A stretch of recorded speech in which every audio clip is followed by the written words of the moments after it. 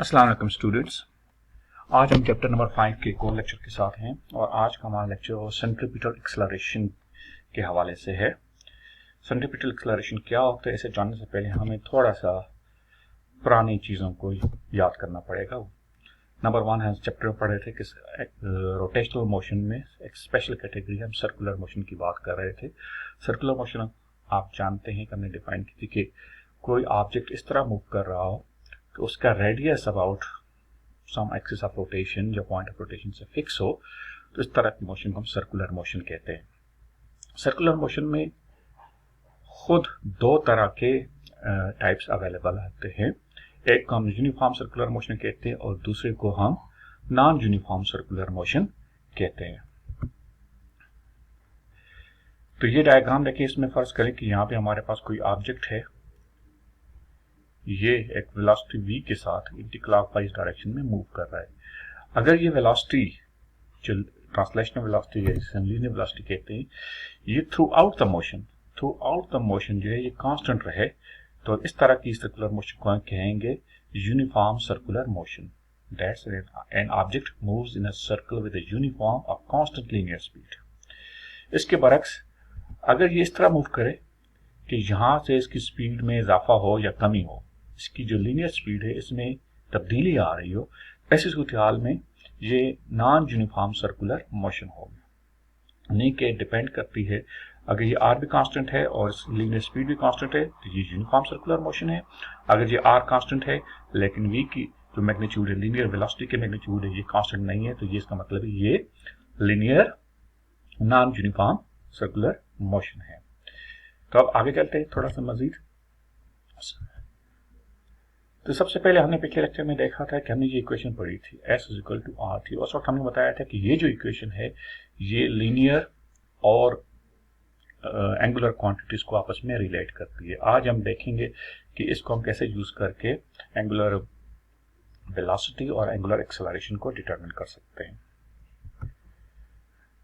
तो ये जो इक्वेशन जैसे भी कहा था हमने, आज का हमारा टॉपिक है, इस इक्वेशन को यूज करते हुए हमने आगे देखना है। तो इस इक्वेशन में आपने देखें, अगर फॉर एग्जांपल हमारे पास एक ऑब्जेक्ट मूव कर रहा है और इसका रेडियस r है जो फिक्स है और लीनियर वेलोसिटी v के साथ मूव कर रहा है, तो हमने v और इसकी एंगुलर जो स्पीड रिलेशनशिप अगर हम मालूम करना चाहते हैं तो हमें क्या करना पड़ेगा, हमने देखना पड़ेगा कि ये आर्क लेंथ में किसी टाइम डेल t के दौरान कितनी तब्दीली आई। ये जो इसमें आर्क लेंथ में तब्दीली आएगी उसे हम डेल s से रिप्रेजेंट करेंगे और इस इक्वेशन के मुताबिक हम ये ऑपरेशन मतलब है डेल आर थीटा पे कर रहे हैं। अब आर रेडियस है, कांस्टेंट है, थीटा एंगल है जो वक्त के साथ साथ चेंज हो रहा है, क्योंकि जो रेडियस वेक्टर आगे बढ़ता जाएगा तो ये एंगल चेंज होता जाएगा। तो इसलिए हम ये कह सकते हैं कि डेल एस जो है वो एक्चुअली आर डेल थीटा के बराबर होगा। और इसको अगर हम टाइम इंटरवल के साथ जिसमें लिया ये उसे हम डिवाइड कर लें तो del S by del T is equal to R del theta by del T हो जाएगा। और हम उसे लिमिट लें, del T approaches to zero दोनों तरफ होनी चाहिए, del T approaches to zero.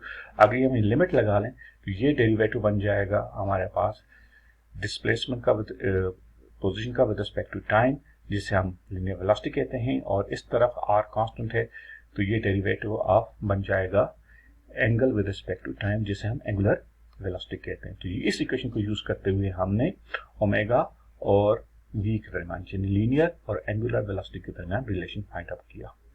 अब यहाँ पे याद रखिएगा कि जैसे मैंने पहले बताया था कि एंगुलर वेलोसिटी जो होती है ये हमेशा प्लेन ऑफ रोटेशन के परपेंडिकुलर होती है। अब r और v जो है ये प्लेन ऑफ रोटेशन में पाए जाते हैं, इसका मतलब ओमेगा जो है r और v के परपेंडिकुलर है। तो इसलिए राइट हैंड रूल को अगर हम कंसिडर करें तो ये हमारे पास वेक्टर फॉर्म में, ये स्केलर फॉर्म इक्वेशन और वेक्टर फॉर्म में फिर इस इक्वेशन को हम यूं लिखेंगे, that is linear velocity is equal to cross product of r and omega. आगे बढ़ते हैं। इसी तरह हम इस इक्वेशन को, ये जो स्केलर इक्वेशन हमने बनाई थी, इसको हम बुनियाद बना लें तो हम एंगुलर एक्सेलरेशन अल्फा को लीनियर एक्सेलरेशन a के साथ हम रिलेट कर सकते हैं। तो प्रोसेस वही होगा, एग्जैक्टली वही स्टेप है कि हमने एक ऐसी सर्कुलर मोशन देखनी है जिसमें कोई ऑब्जेक्ट जो है एक सर्कल जिसका रेडियस r हो उसमें ऐसा घूम रहा है, लेकिन इसकी वेलोसिटी जो है यहाँ पे v1 है, यहाँ पे v2 है, और del v change in v जो होगा v2 माइनस v1 अगर हो। तो इस केस में ये चेंज इन वेलोसिटी मालूम करना चाहते हैं, तो चेंज इन वेलोसिटी जो है इस रिलेशन के मुताबिक r ओमेगा के चेंज के बराबर होगी। r अगेन इज कांस्टेंट, इसमें तो कोई चेंज नहीं है, ज़्यादा चेंज ओमेगा में आ रही है। इस इक्वेशन को अगर हम डेल टी के साथ डिवाइड कर लें और लिमिट उस पर अप्लाई करें तो हमारे पास डेल वी और del T, limit del T opposite to 0 मतलब डेरिवेटिव ऑफ एस बन जाएगा, जो कि सॉरी ये v है, तो ये a बन जाएगा एंगुलर एक्सेलरेशन, और इस तरफ जो है del omega by del T जो कि अल्फा के बराबर आ जाएगा, जो कि एंगुलर एक्सेलरेशन। ये इक्वेशन हमारे पास यूं बन जाती है। अब अगेन वही बात कि ओमेगा जो है, सॉरी इसमें अल्फा होना चाहिए, अल्फा जो है इस परपेंडिकुलर टू r और v के साथ, सॉरी लेकिन इसमें यहाँ पे भी गलती है, a होना चाहिए। तो ये एक दूसरे के परपेंडिकुलर हैं, इनके अल्फा इन दोनों क्वांटिटी के r और a के परपेंडिकुलर है, इसलिए वेक्टर फॉर्म में ये इक्वेशन हम कुछ ये लिखेंगे। यहाँ पे एक छोटा सा लफ्ज हमने t लिखा हुआ है, तो ये याद रखिए कि इस इक्वेशन में जो हमने ये एक्सेलरेशन को रिलेट किए अल्फा के साथ, इसमें हमने सिर्फ टेंजेंशियल, t का मतलब है टेंजेंशियल, यानी कि ये वो कॉम्पोनेंट है एक्सेलरेशन का जो कि इस प्लेन में इस v के अलोंग है या इसके एंटीपैरेलल होगा, यानी ये वो कॉम्पोनेंट जो कि इस एंगुलर स्पीड को बढ़ा सकता है या कम कर सकता है। चेंज इन वेलोसिटी जो है उसके साथ रिलेटेड है, और क्योंकि ऑब्जेक्ट इस सर्कल में मूव कर रहा होता है तो बैक वक्त इसकी वेलोसिटी चेंज हो रही होती है। अगर यूनिफॉर्म वेलोसिटी हो तो इसकी डायरेक्शन में चेंज होगी, और अगर नॉन यूनिफॉर्म वेलोसिटी हो तो इसकी वेलोसिटी भी चेंज हो रही होगी, और इसकी डायरेक्शन, इसकी वेलोसिटी की मैग्नीट्यूड भी चेंज हो रही होगी और इसकी डायरेक्शन भी चेंज हो रही है। तो नॉन यूनिफॉर्म केस में जो वेलोसिटी में चेंज आ रही है वो हमें, उसको हम यहाँ से रिलेट करेंगे। चेंज लाने का जो काज एक्सेलरेशन है वो हमें इस अल्फा के साथ उसको हम यूं रिलेट करेंगे। ठीक है, आगे बढ़ते हैं। और सिर्फ जो एक्सेलरेशन डायरेक्शन में चेंज का सबब बनता है वेलोसिटी के, चाहे वो यूनिफॉर्म हो या नॉन यूनिफॉर्म वेलोसिटी केस हो, तो उसको हम सेंट्रीपिटल एक्सेलरेशन कहते हैं, और हम उसकी डेरिवेशन की बात करते हैं। यानी वो एक्सेलरेशन है जो वेलोसिटी की डायरेक्शन में, ठीक है, सिर्फ डायरेक्शन में चेंज का रिस्पॉन्सिबल होता है। तो जहां भी सेंट्रीपिटल एक्सेलरेशन होगा वहां वेलोसिटी मैग्नीट्यूड में फर्क नहीं पड़ेगा, उसकी डायरेक्शन मुसलसल चेंज होगी। तो इसे हम देखते हैं कि ये हमारे पास एक डायग्राम है। लेट्स से कि यहाँ पे एक ऑब्जेक्ट है और यहाँ पे इसकी वेलोसिटी को हम v1 कह लेते हैं, और यहाँ पे इस पॉइंट पे हम डायग्राम, लाइनिंग अच्छी नहीं बनाई मैंने, बहरहाल ठीक है देख लें। इस पॉइंट पे इसकी वेलोसिटी जो होगी, सॉरी टेंजेंट बनाएगी यूं, और यहाँ पे इसकी वेलोसिटी यूं होगी। लीनियर वेलोसिटी की बात करें तो v1 इस तरफ होगी और v2 इस तरफ होगी। तो यहाँ से यहाँ तक आती हुई वेलोसिटी के हम देखते हैं, ये कंडीशन रखते हैं कि v1 की जो मैग्नीट्यूड है इज इक्वल टू v2 की मैग्नीट्यूड है, जो कि कांस्टेंट वेलोसिटी v के बराबर। तो मैग्नीट्यूड इसकी चेंज से डायरेक्शन चेंज, इस डायरेक्शन को चेंज होने में कितनी चेंज, इसको मेजर करने के लिए अगर हम इस टेंजेंट लाइन को, ड्राइंग ज़्यादा खराब हो गई है, एक्सटेंड करें, और बल्कि मैं यहाँ पे बना लेता हूँ कि यहाँ पे इसकी टेंजेंट लाइन ये बनती है, ये v1 है, यहाँ पे इसकी टेंजेंट लाइन ये बनती है, ये v2 है। इसमें कितनी तब्दीली आई डायरेक्शन में वो मालूम करने के लिए हम क्या करते हैं कि हम इस लाइन को एक्सटेंड करते जाएंगे और इस लाइन को हम यहाँ पीछे बढ़ा रहे हैं। ठीक है, जहाँ पे ये मिलते हैं इसको हम अपना ओरिजिन मान लें, तो यहाँ पे v1 और v2 को रिप्रेजेंट कर लें। तो यहाँ पे अगर हम इनका दरमियान डिफरेंस मालूम करना चाहते हैं तो हमारे पास एक तो ये लाइन बनेगी, ये v2 है, और ये वो, इनके दरमियान जो चेंज आएगी वो ये वेक्टर रिप्रेजेंट कर रहा है। इस वेक्टर को मालूम करने के लिए बेहतरीन तरीका ये है कि हमने डेल v यानी कि डिफरेंस मालूम करना है, वो v2 माइनस v1 मालूम करना है। तो इसके लिए अगर ये हमारे पास वेक्टर v2 है तो हमने वेक्टर v1 का नेगेटिव मालूम करना है, ठीक है, जो कि यूं बन रहा है, राइट। ये v2 के साथ हम देखें तो यहाँ पे ये नेगेटिव करें तो नेगेटिव v1 ये बन जाएगा, ये v2 है। अब इन दोनों का हम ये मालूम करें तो ये हमारे पास डेल वी हो जाएगा। ये डेल वी जो है हमेशा इस आर के डायरेक्शन में होता है, ठीक है, ये बात हमने कभी की। तो ये जो हमने चेंज मालूम की है डेल वी, इसमें चेंज जो है वो हमेशा ये वेक्टर की डेल वी की जो डायरेक्शन होगी ये हमेशा आर के साथ एंटी पैरेलल होगा, ठीक है, नेगेटिव आर के साथ एंटी पैरेलल होगा।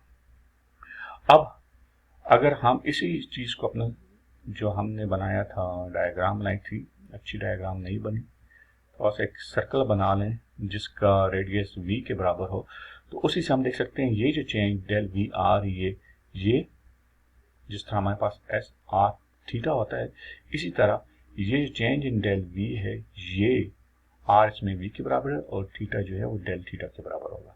ये याद रखिए कि यहाँ पे जो एंगल डेल थीटा बनेगा वही एंगल इसमें एग्जैक्टली उतना ही यहाँ पे भी थीटा बनेगा। तो ये डेल थीटा और ये डेल थीटा आपस में बराबर होंगे। तो इसी तरह ये जो डिफरेंस है ये v डेल थीटा के बराबर है और ये डिफरेंस की मैग्नीट्यूड हमें ये मिल रही है और डायरेक्शन इसकी टुवर्ड्स द सेंटर होगी ऑलवेज। आगे क्विकली बढ़ते हैं। तो यहाँ पे अगर हम दोनों साइड इस जो चेंज इन वेलोसिटी है इसको हम टाइम के साथ डिवाइड कर लें और उस पर लिमिट लगा लें, डेल टी अप्रोचेस टू 0 वाली लिमिट लगा लें, तो हमारे पास क्या आ जाएगा, ये सेंट्रीपिटल एक्सेलरेशन आ जाएगा। ये एक्सेलरेशन बन जाएगा, लीनियर एक्सेलरेशन, साथ सी लिखा हुआ है आइडेंटिफाई करने के लिए कि ये सेंट्रीपिटल एक्सेलरेशन है और इस तरफ भी अपनी जगह पे रहेगा और del theta by del T omega के बराबर हो जाएगा। हम ये लिख सकते हैं कि centripetal acceleration is the product of linear velocity and angular velocity. Angular velocity में पता है कि v is equal to R omega के बराबर है, जिससे हम ओमेगा की वैल्यू लिख सकते हैं v बाय आर। तो ये वैल्यू लिखें तो हमारे पास ये रिलेशनशिप बन जाएगा जो कि एक्चुअली ये रिलेशनशिप, अगर v की जगह हम यहाँ से आर ओमेगा की वैल्यू इंसर्ट कर लें तो ये ओमेगा स्क्वायर आर बन जाएगा। तो ये सेंट्रीपिटल एक्सेलरेशन की जो हमारे पास हैं दो मुख्तलिफ फार्मूले यहाँ पे मौजूद हैं। याद रखिएगा ये सिर्फ इसकी मैग्नीट्यूड को रिप्रेजेंट कर रहे हैं, डायरेक्शन इसकी हमेशा टुवर्ड्स द सेंटर होगी। और अब सेंट्रीपिटल फोर्स की बात कर लें। अगर हम सेंट्रीपिटल फोर्स, अगर इस ऑब्जेक्ट का मास m है जो यहाँ पे सर्कल में घूम रहा है रेडियस r के, तो इसका मास के साथ इस एक्सेलरेशन को मल्टीप्लाई करें तो इससे हमें जो फोर्स मिलेगी ये सेंट्रीपिटल एक्सेलरेशन के साथ मास को मल्टीप्लाई करने से जो फोर्स मिलती है ये सेंट्रीपिटल फोर्स कहलाती है और इसकी मैग्नीट्यूड हमें इस रिलेशन से मिल सकती है या इस रिलेशन से मिल सकती है। Remember it's a magnitude, direction centripetal force की डायरेक्शन भी हमेशा टुवर्ड्स द सेंटर रहेगी। चंद की पॉइंट्स अब आपने याद रखने हैं इसके हवाले से। नंबर 1 कि angular acceleration, circular motion, uniform circular motion के दौरान एंगुलर एक्सेलरेशन हमेशा 0 होता है। दूसरी बात, no change in magnitude of velocity, uniform velocity में जब हम सेंट्रीपिटल एक्सेलरेशन की बात करते हैं तो इसकी वजह से वेलोसिटी की जो मैग्नीट्यूड है, ठीक है, ये लिखें कि डेल वी मैग्नीट्यूड वो है वो 0 के बराबर होगी। मैग्नीट्यूड की हम बात करें तो वो 0 के बराबर होगी। सेंट्रीपिटल एक्सेलरेशन सिर्फ डायरेक्शन चेंज करते हैं, not the velocity, linear velocity की मैग्नीट्यूड को चेंज नहीं करता। और सेंट्रीपिटल फोर्स जो है ऑब्जेक्ट के जो डिस्प्लेसमेंट है और सेंट्रीपिटल फोर्स एक दूसरे से हर वक्त 90 डिग्री पे होते हैं, यानी परपेंडिकुलर होते हैं, इसलिए जो सेंट्रीपिटल फोर्स है इसकी वजह से वर्क जो है वो हमेशा 0 रहेगा। It does not do any work, आपने याद रखना है। तो ये आज का लेक्चर था, तो इसके बारे में अपनी फीडबैक दीजिएगा, कोई क्वेश्चन है तो पूछ लीजिएगा। बहुत सी चीज़ें इसमें छोड़ दी गई हैं और चंद चीज़ें जिन पे हमने फोकस किया है इनको हम जानिए और इसको समझने की कोशिश कीजिए। थैंक यू, खुदा हाफिज़।